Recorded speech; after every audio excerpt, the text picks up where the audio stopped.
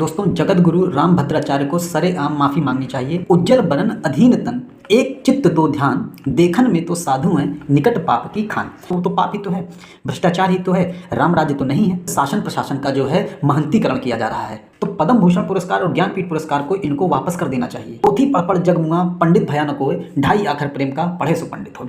और ऐसा लग रहा है कि जैसे कोई कलयुग का धृतराष्ट्र हो गया हो। मतलब ये सब ठठरी के भरे हैं। जिस प्रकार से उन्होंने अपने कानपुर के एक सत्संग में एक व्यक्ति को समीक्षा अधिकारी बनाने का दावा किया विधानसभा अध्यक्ष सतीश महाना के सामने। अब इनके नाम के आगे जगत गुरु लगा है। अब जगत गुरु का मतलब पूरे विश्व का गुरु। अब ये नहीं समझ में आता है कि जगत गुरु की उपाधि कैसे दी जाती है और किसी भी व्यक्ति के जीवित रहते ही उसको जगत गुरु कैसे घोषित किया जा सकता है। मतलब किसी को अगर कोई उपाधि दी जाती है, जब तक वो जिंदा है उसके जीवन भर के कार्यों को देखा जाता है, विश्लेषित किया जाता है कि उसके कार्यों का प्रभाव पूरे विश्व पर, मानवता पर कितना पड़ा है। उस अनुसार जो है उसके विश्लेषण के आधार पर जगत गुरु की उपाधि उनके मरने के बाद 10, 20, 50 साल बाद दिया जाना चाहिए। और जीते जी यहाँ जगत गुरु की उपाधि दे दी जा रही है। और संविधान तो कहता है कि सेना और शिक्षा को छोड़ करके जो है उपाधि नहीं दी जानी चाहिए। अब इन्होंने सत्संग में एक शाश्वत शर्मा नाम के लड़के को जो है समीक्षा अधिकारी बनाने का सोर्स लगाया। जो शाश्वत शर्मा, जिनके लिए इन्होंने समीक्षा अधिकारी बनाने का जो है गुजारिश की है, शाश्वत शर्मा आने वाला कोई भी एग्ज़ाम देते हैं, चाहे वो PCS का हो, RO का हो, किसी भी एग्ज़ाम का हो, प्री से लेकर के इंटरव्यू तक इनकी लाइव वीडियो रिकॉर्डिंग होनी चाहिए कि ये योग्य हैं कि नहीं योग्य हैं। नहीं तो ऐसे ही चीज़ें चलती चली जाएंगी। इनको और वीडियो रिकॉर्डिंग की प्री मेंस इंटरव्यू की कॉपी की सारा इनका नंबर शीट सारा बाहर आना चाहिए।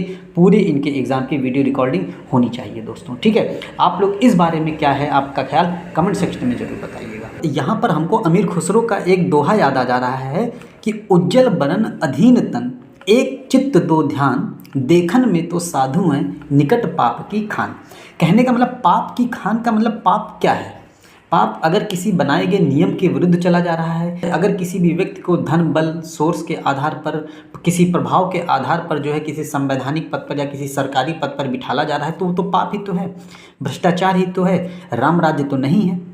ठीक है, और यहाँ पर जो है शासन प्रशासन का जो है महंतीकरण किया जा रहा है। यहाँ पर योग्यता का कोई मतलब नहीं है। और आप लोगों ने एक डायलॉग सुना ही होगा कि बहुत तकलीफ होती है कि जब आप योग्य हों और आपकी योग्यता को कोई पहचानता नहीं। मतलब हम लोग तैयारी करना छोड़ दें। लोग 3, 4, 5 साल, 6 साल, 10 साल से तैयारी कर रहे हैं और यहाँ पर कोई व्यक्ति आकर के बोल दे रहा है कि इनका सिलेक्शन होना चाहिए तो उनका हो जाए।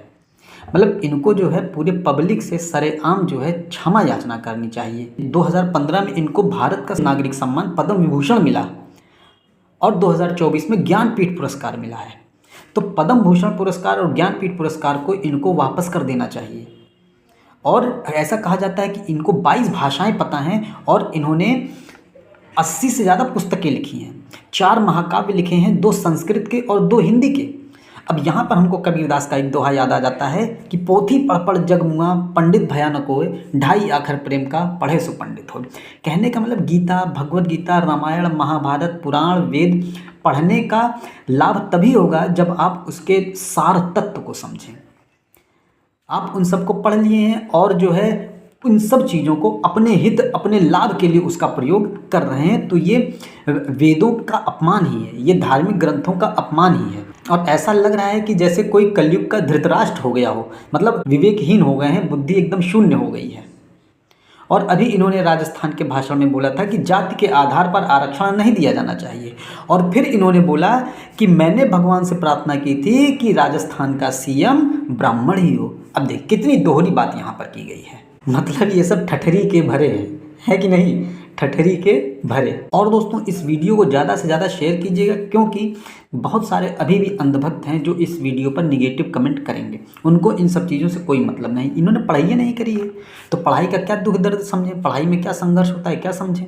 जो यहाँ दिन रात 24 घंटे पढ़ रहा है, 24 घंटे जो घर से बाहर रह के इतना संघर्ष कर रहा है और उसकी जगह कोई और बस सोर्स से जो है उसका सिलेक्शन हुआ जा रहा है। मतलब बहुत तकलीफ़ होती है कि जब आप योग्य हों और लोग आपकी योग्यता को ना पहचानें। आपका कोई भी मत हो, कमेंट जरूर कीजिएगा, क्योंकि इस वीडियो पर नकारात्मक कमेंट जरूर आने वाले हैं।